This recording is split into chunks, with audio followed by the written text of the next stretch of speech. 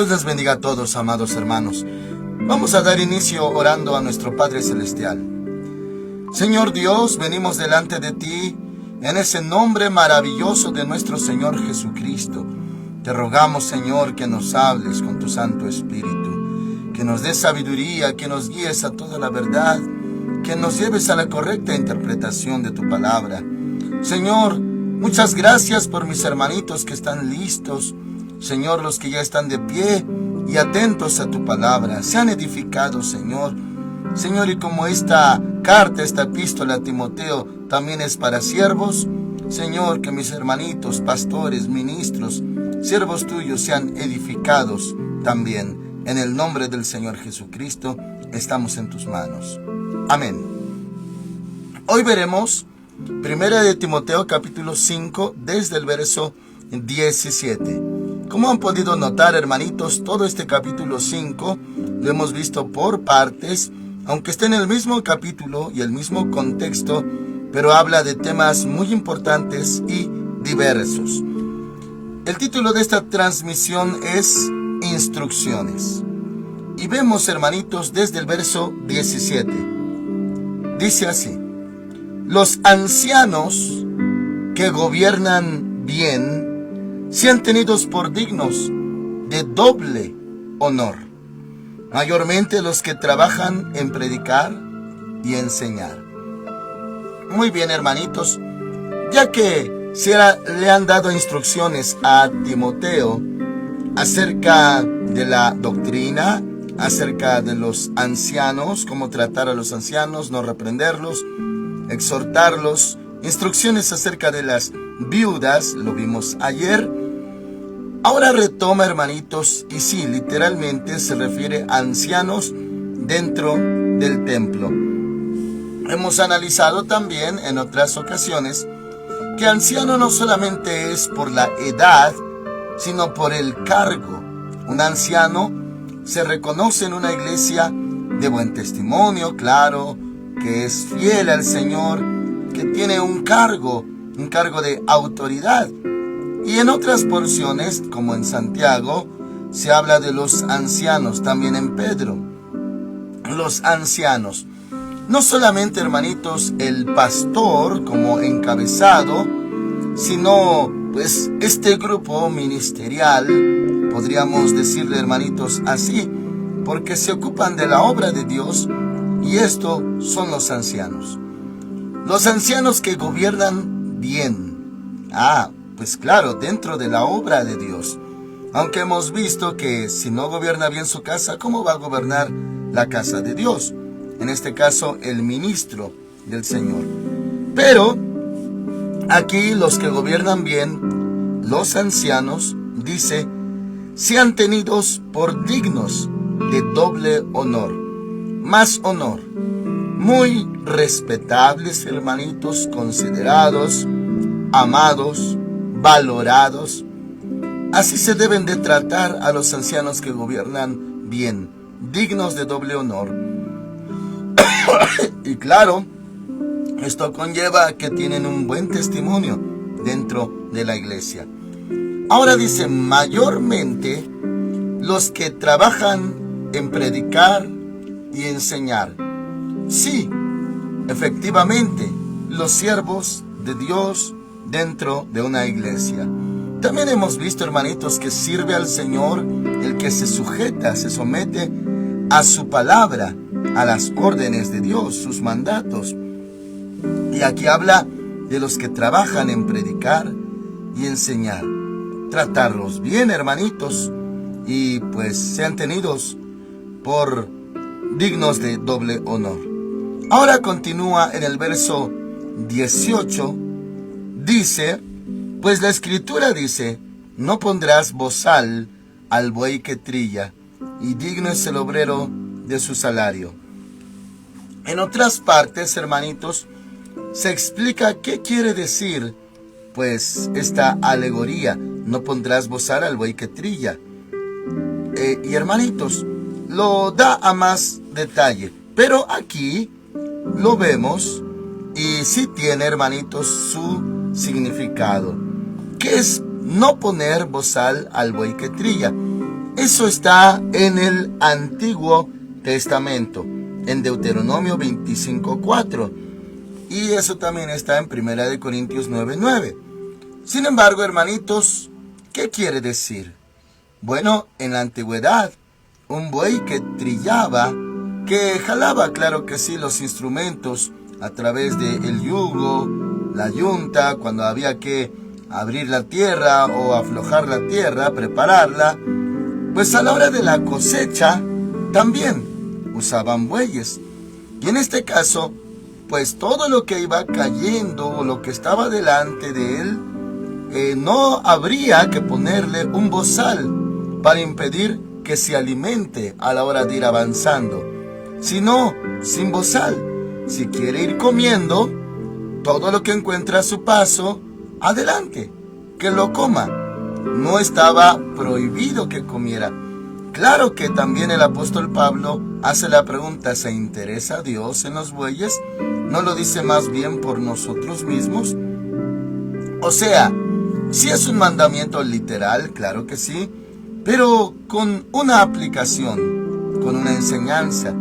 Quiere decir, el que sirve a Dios, no lo impidas que se alimente, no lo limites, no le pongas obstáculo. No, tiene derecho de comer, que coma lo que encuentra a su paso. Claro que en lo literal, eso es lo que quiere decir, pero aplicado, habla de los ancianos, los que sirven en predicar, no ponerles bozal, que equivale que coman con libertad, con todo gusto. Y por eso, hermanitos, viene a continuación, y digno es el obrero de su salario. Esas palabras también las mencionó el Señor Jesús cuando dijo en Mateo capítulo 10, que cuando anden predicando y se hospeden en una casa, coman todo lo que les ponen delante. Y dijo así, porque el obrero es digno de su salario. El salario de un obrero que se dedica al evangelio, a predicar, a enseñar, todo ello, es su alimento. Ese es su salario. Entonces, no limitar al anciano, permitir que coma, porque ese es su salario. Ahora dice, hermanitos, le repito todo el 18, pues la escritura dice, no pondrás bozal al buey que trilla, y digno es el obrero de su salario. Sí, por haber servido a Dios, haber servido a la grey, es digno de su salario.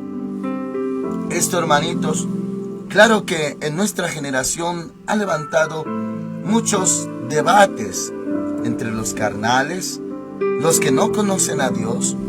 Y no le voy a hablar de todo el tema, hermanitos, porque no nos daría tiempo. Simplemente le menciono los argumentos en contra de esta palabra de Dios. Y conste, amados hermanitos, que esto es palabra de Dios. ¿Cuáles son esos argumentos carnales, malos, perversos? Bueno, se los hemos llegado a mencionar. Lo que se ha dicho en redes sociales, por ejemplo, manda a trabajar a tu pastor para que pues se gane su propio pan. Mándalo a trabajar. ¿Por qué? Porque se ha dicho, no des tu diezmo a los altares, no enriquezcas a los pastores, no llenes sus bolsillos, mejor dalo a los pobres. Oh, suena virtuoso, hermanito, suena lindo, suena bonito preocuparse por los pobres y todo, pero ¿cómo hacer algo que contradice la palabra de Dios?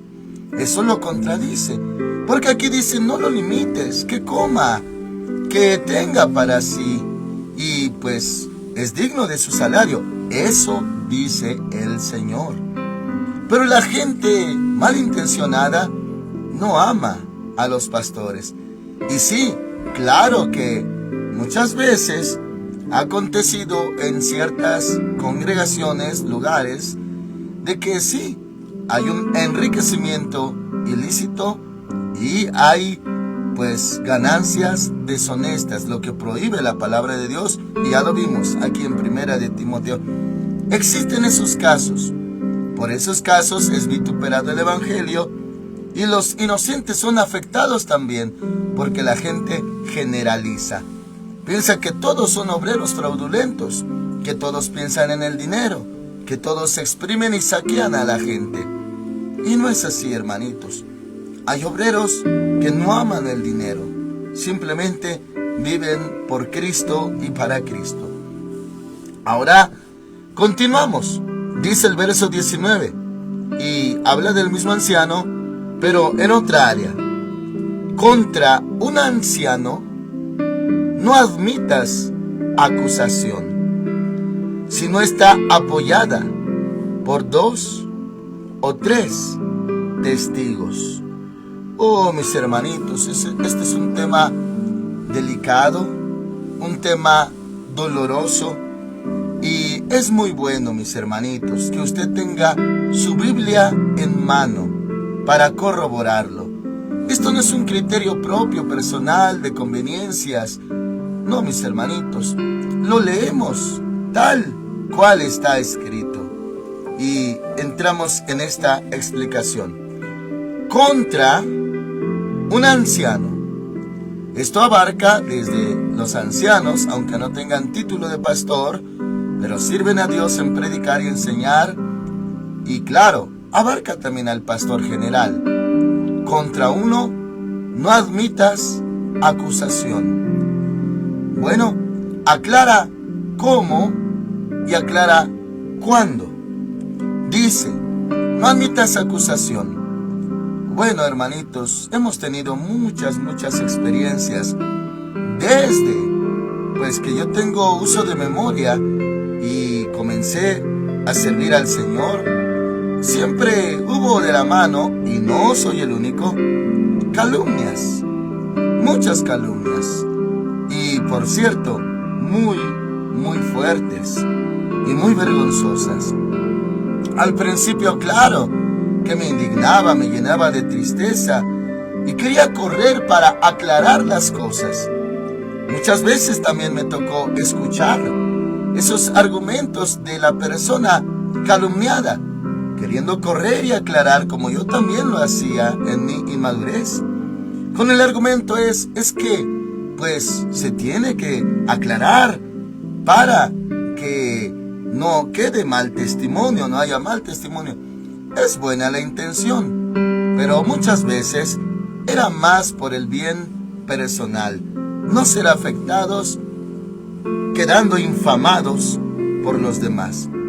Bueno, ya aprendimos, hermanitos, que cuando tomen nuestro nombre como malo y nos calumnien y nos persigan, hemos aprendido que nos gocemos, porque nuestro galardón es grande, porque así persiguieron a los profetas que fueron antes de nosotros, y tendremos recompensa en el reino de los cielos. Eso está, hermanos amados, terminando el tema de las bienaventuranzas en Mateo capítulo 5. Y bueno, ya aprendí yo a callar, ya aprendí, hermanitos, a pues conservar mi corazón, a tener dominio propio en esa área. Y la verdad, ya no me interesa aclarar, ya no me interesa pues si creen o no creen la calumnia. Lo único que yo sé es que la verdad permanece. Y lo que es mentira, aunque se diga como si fuera verdad, al no tener fundamento, no va a permanecer, no va a prevalecer. Entonces, continúa. Y esta es la instrucción para aquellas personas que podrían pues cometer esto de admitir una acusación. Ahora, muchos se van a cuestionar y tal vez hasta debatir, diciendo, ¿y qué? Si sí es verdad lo que se escucha, lo que se dice, lo que se rumora, y no le llaman calumnia, lo toman por hecho. Bueno, ahí vamos. Dice, contra un anciano no admitas acusación, o sea, porque alguien te dijo, alguien oyó, y eso se llama desde rumor, falso, calumnia, falso testimonio. Todos llevan la misma dirección. No lo admitas contra un anciano. Pero ya viene la condición. Si no está apoyada por 2 o 3 testigos. Para esto tenemos primeramente, hermanitos, que ver y definir qué es un testigo. Testigo ocular, testigo presencial, cuando sí, en el acto mismo fue sorprendida la persona y lo que haya sido, lo que haya hecho, el testigo estuvo presente, lo vio o lo escuchó. Y es un testigo o presencial, ocular, conlleva lo mismo. Sí lo hay, pero que no sea uno solo, sino 2 o 3. Y bueno, en el mundo, hermanos amados, se usa la palabra flagrancia. O sea, fue sorprendido en el acto mismo, como en el caso de nuestro Señor Jesús, cuando le trajeron a una mujer sorprendida en el acto mismo del adulterio.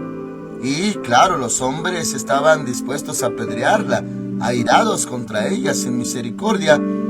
Pero eso habla de no rumores, no chismes, no que le levantaron un falso, no de que alguien dijo, sino que fue sorprendida en el acto mismo. ¿Cómo fue esto? ¿Quién la sorprendió? Y sí, seguramente esto era veraz.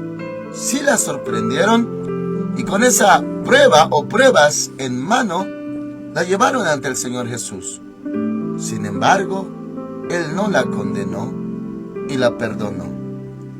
Todos esperaban que rodara su cabeza, como decimos aquí en México. O, claro, que se cumpliera la sentencia, listos para arrojar piedras contra ella, porque al hombre y a la mujer habría que apedrearlos. Pero el Señor Jesús no accedió a esas demandas y provocaciones. Bueno, pero volviendo a este asunto, si hay testigos que lo vieron, lo presenciaron, es entonces cuando sí procede una acusación. Ahora, mis hermanitos, hay problema cuando no hay flagrancia. ¿Por qué hay problema? Bueno, a mí me ha tocado estar de lado, no como juez, porque yo no soy juez, pero me han traído los casos. Y en los casos, a lo largo de años, al paso del tiempo, hemos encontrado a la parte acusada negándolo todo. Yo no fui, yo no lo hice, no es cierto. Y ahora, como se menciona en el mundo, es su palabra contra la palabra del otro. Uno dice sí y el otro dice que no. ¿Por qué sucede eso y por qué no procede a más? No procede una acusación porque la persona lo está negando. ¿Y por qué se sustenta en negar el hecho? Porque solamente es un rumor, solamente son palabras que se oyeron, no se pensaron, que se dijeron o que se añadieron y pues le aumentaron mucho más. ¿Por qué pasa eso? ¿Por qué se tiene que debatir entre palabra del que acusa y palabra del acusado? Bueno, porque no fue en flagrancia, sino se oyó, se pensó, se malentendió, se rumoró. Ahora tiene que ser así. Pero si fuera flagrancia, no hay nada que decir. Lo vio, lo encontró, lo sorprendió, lo cachó. Entonces, pues ya la persona vista, ¿qué va a decir? ¿Va a decir que no es cierto? Si él mismo vio que sí lo descubrieron. Entonces, es así, con un testigo en flagrancia, segundo testigo. ¿Por qué tienen que ser, como dice aquí, hermanitos, 2 o 3 testigos para que proceda una acusación hacia un anciano? ¿Por qué debe manejarse de esta manera? Oh, mis hermanitos, porque Dios es perfecto en sabiduría, perfecto en todos sus caminos. Él todo lo sabe, Él todo lo conoce. Y bueno, le menciono por qué tienen que ser dos, no uno. Si uno dice, yo lo vi, yo lo encontré, uno. Dice aquí que sean dos o tres. No más, no habla de 4 o una multitud. Pero sí dice que más de uno. 2 o 3 testigos. Porque cabe la posibilidad de que sea, sí, una calumnia. Y bueno, ya sería mucho que sean 3 calumniadores. Aunque no existe, hermanitos.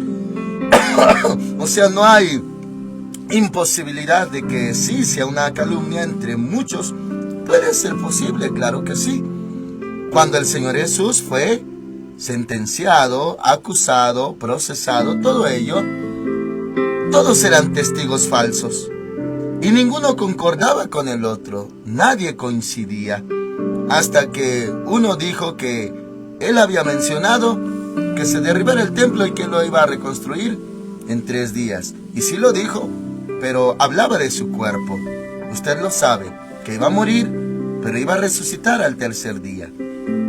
Entonces, sí existen los casos de que hay muchos testigos falsos y hay mala intención. Pero por lo general, habla aquí de solamente 2 o 3 testigos.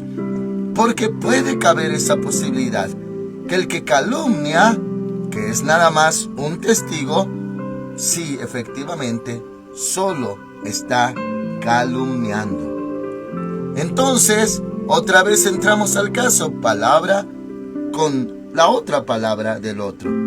Entonces, hermanitos, ya con 2, ya con 3, ya se puede sustentar una acusación. Mis hermanos amados, a lo largo de muchos años, me ha tocado mediar, me ha tocado estar presente en casos así, y también en los cuales se niega todo. ¿Y qué se hace cuando se niega? Yo no fui, yo no lo hice, y eso es así porque no hubo un testigo presencial ocular.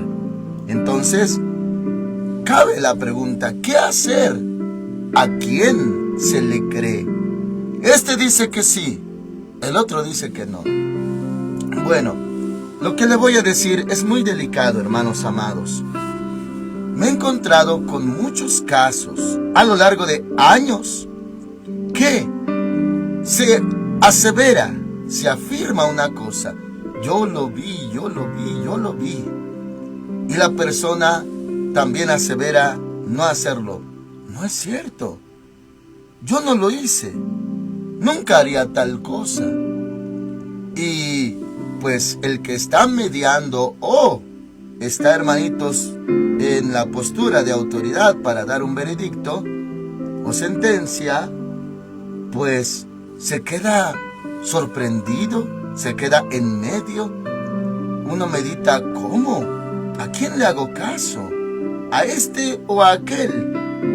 Oh, hermanitos, y claro, en mi inmadurez cometía yo, hermanitos, equivocaciones.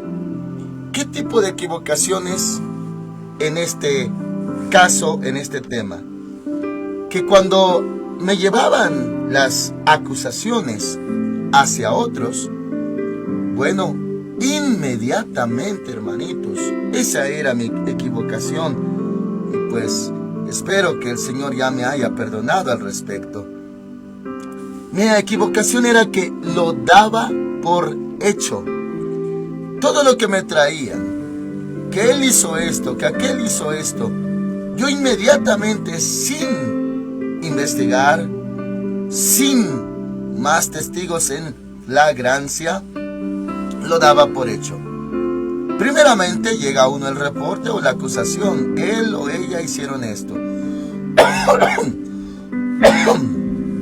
Ok, ya oyó uno. Y uno, pues, tiene la carga el efecto y la reacción que le dejaron por lo que se contó, se dijo de la persona. Y pues puede uno, si no guarda su corazón, llenarse de ira, indignación, tristeza, decepción, dándolo por hecho. Claro, hermanitos, estoy hablando de mis primeros tiempos como siervo. Y daba por hecho. Cuando llamaba a la parte acusada, para mí ya estaba dado por hecho.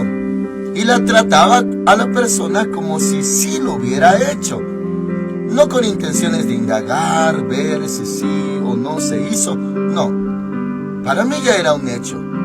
Pero claro, hermanitos, que cuando uno ora y se pone en las manos de Dios, el Espíritu Santo, el Espíritu de Dios, lo guía a la verdad. Y por no decir que también nos da dones de discernimiento, por ejemplo. Entonces, hermanitos, pues mi carnalidad daba por hecho, sí lo hizo y punto. Y a la hora de llamar, vamos a decirlo, el primer encuentro con la parte acusada, ¿por qué lo hiciste? ¿Por qué esto y esto? Y sí lo hiciste, sin investigar. Dice la palabra de Dios, hermanitos, en el libro de Proverbios: justo parece el primero que aboga por su causa. Y bueno, eso es verdad. Le voy a leer, hermanitos, Proverbios 18:17. Y conlleva este tema. Y es una buena base, fundamento y referencia.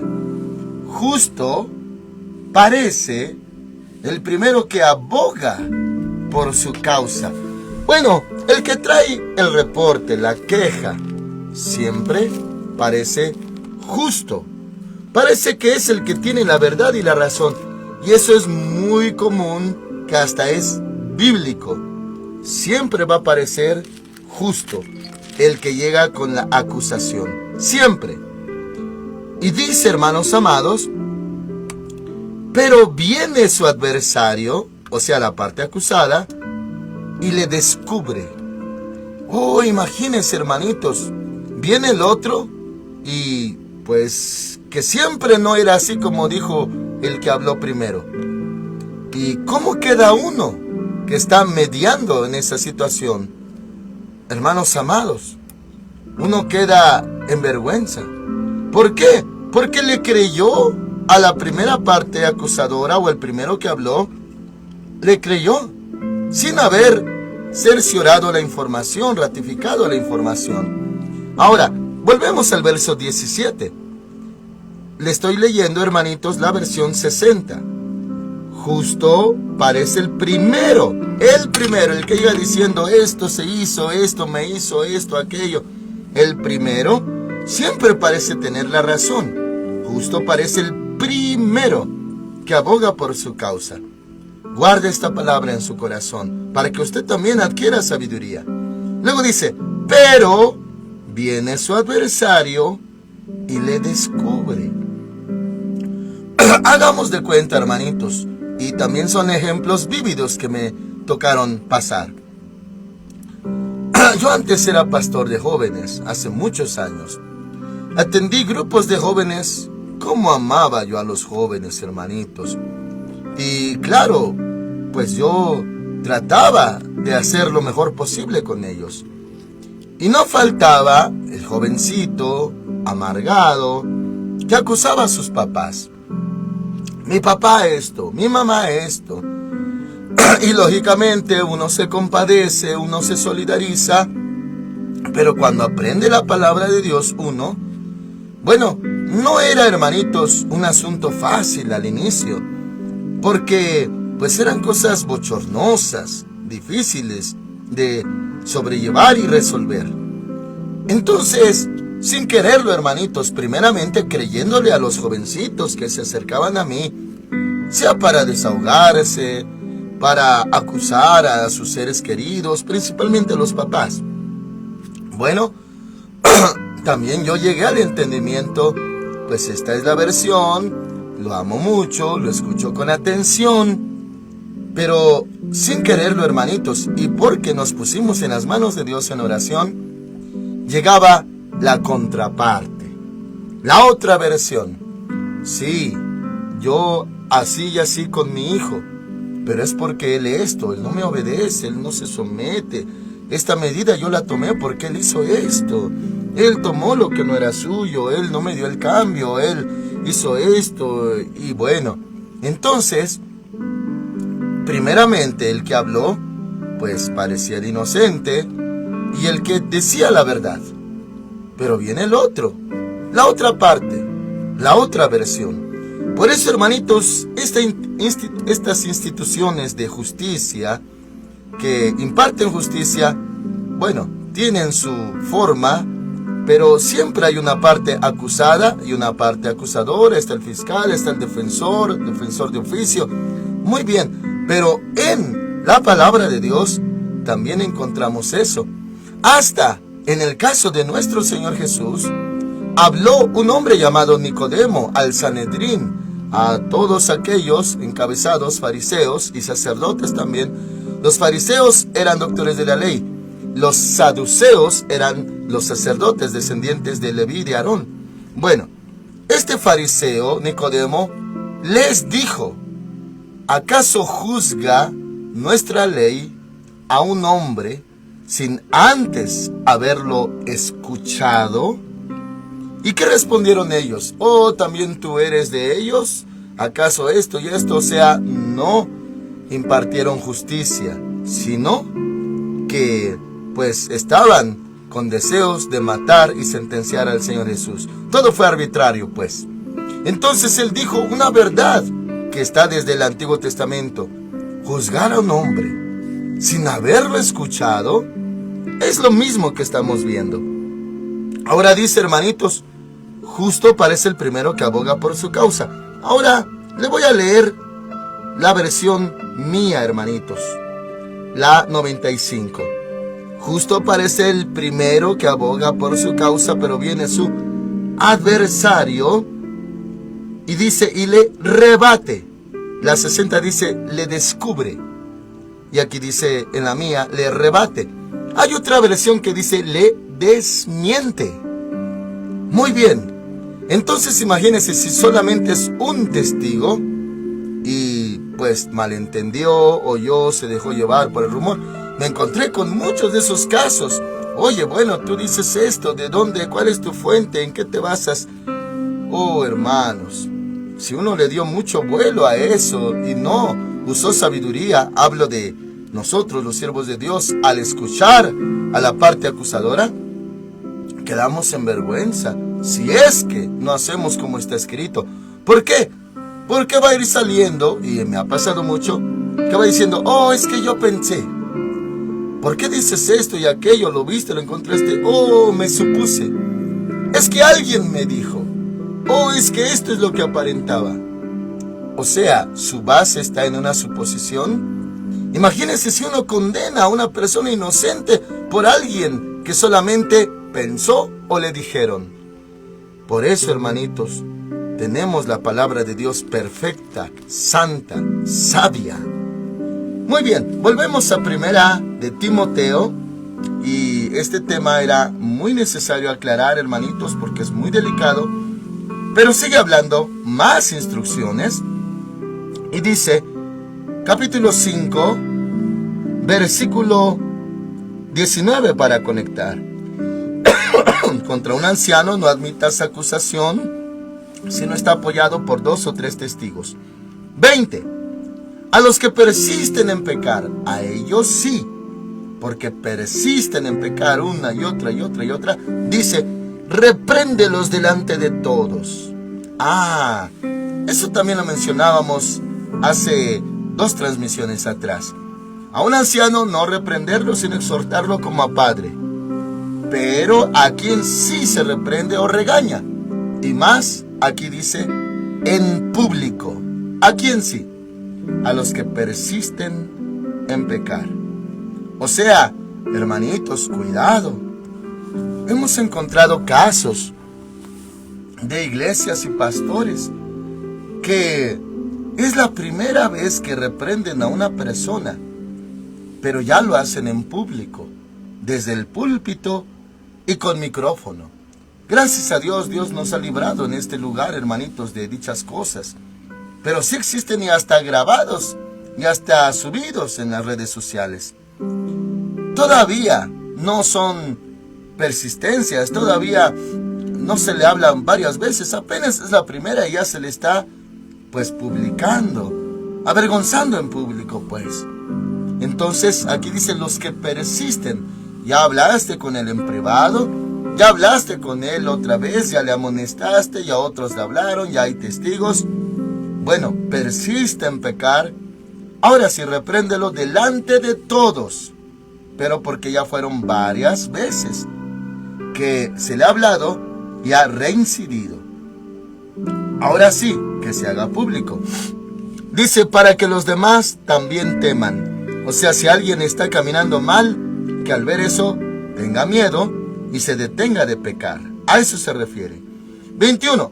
Te encarezco delante de Dios, del Señor Jesucristo y de sus ángeles escogidos, que guardes estas cosas sin prejuicios, no haciendo nada con parcialidad.